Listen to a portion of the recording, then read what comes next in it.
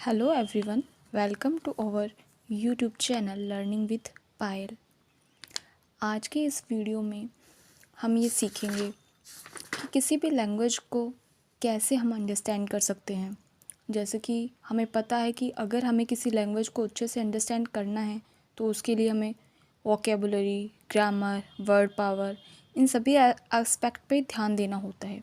यानी कि हमारे ये सभी एस्पेक्ट बहुत ही अच्छे होने चाहिए किसी भी लैंग्वेज को अंडरस्टैंड करने के लिए, उस पर अपनी अच्छी पकड़ बनाने के लिए।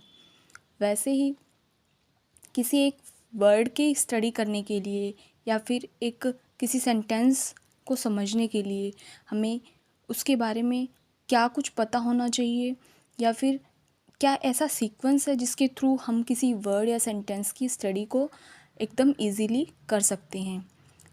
ऐसे क्या सीक्वेंस है उनको मैं आपके साथ शेयर कर रही हूँ। इसमें सबसे फर्स्ट नंबर जो कि हमने रखा है वो है लिसनिंग। तो सबसे पहले हम किसी वर्ड या सेंटेंस को जब ध्यान से सुनते हैं, सबसे पहला हमारा काम यही होता है कि हम उस वर्ड को सुनते हैं। सुनने के बाद ही हमारा माइंड या जो ब्रेन है वो उस वर्ड पर वर्क करता है। तो सबसे पहले हम किसी भी नई चीज़ों को सुनते हैं।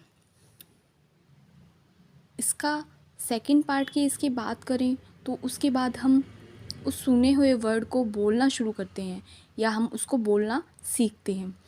तो जो लिसनिंग और स्पीकिंग है वो एक दूसरे के साथ चलती है।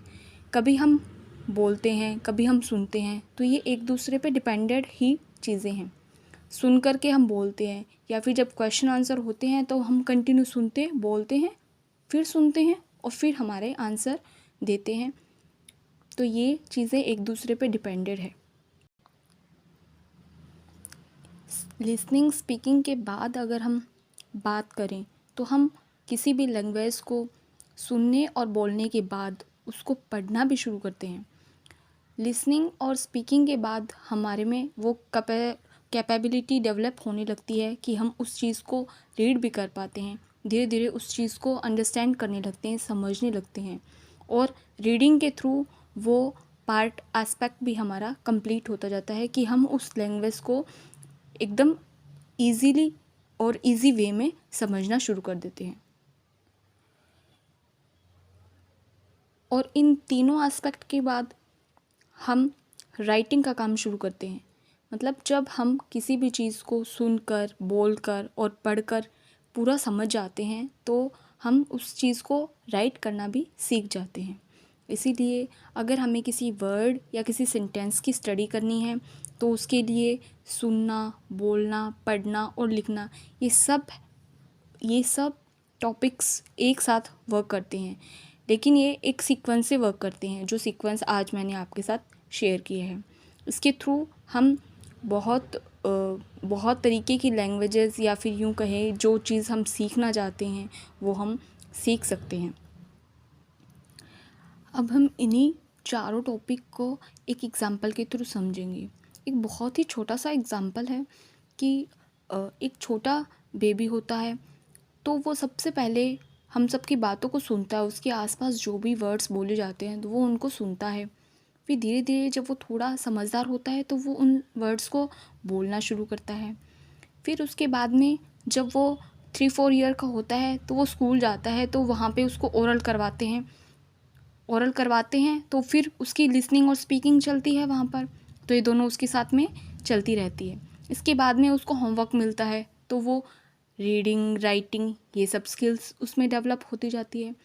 तो ये एक सीक्वेंस है जो कि एक छोटा चाइल्ड भी फॉलो करता है, और वही सीक्वेंस अगर हम किसी भी नई लैंग्वेज को सीखते हैं तो वो हम भी उन्हीं सीक्वेंस को फॉलो करते हैं। अब मैं आपके साथ एक और बात शेयर करना चाहूँगी। जैसे किसी ने सही लिखा है कि read a word in proper way as they are right, कि किसी भी वर्ड को उस तरीके से पढ़ना है, उस सही तरीके से पढ़ना है जिस तरीके में वो लिखे गए हैं या जिस सेंस में उनको लिखा गया है। तो हमें उसके सेंस को समझते हुए उस वर्ड को रीड करना है। तो इसके लिए मैं एक एग्ज़ाम्पल आपके सामने बता रही हूँ। ये फर्स्ट लाइन में जो लिखा हुआ है वो है अंडरस्टैंड। अंडर और स्टैंड उनको अलग अलग लिखा है। तो अंडर का मतलब है नीचे, स्टैंड का मतलब है खड़ा।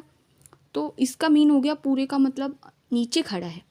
और जो सेकंड लाइन में मैंने लिखा है कि अंडरस्टैंड एक साथ लिखा है, तो इसका मतलब हम सबको पता है कि इसका मतलब होता है समझना। तो लिखने के वे से ही उनका मीन चेंज हो जाता है। तो यही बात इस लाइन के थ्रू मैं आपके साथ समझाना चाहती हूँ, आपको समझाना चाहती हूँ कि अगर हम किसी भी वर्ड को लिखने का वे चेंज कर देते हैं तो उसका मीन बिल्कुल ही चेंज हो जाता है।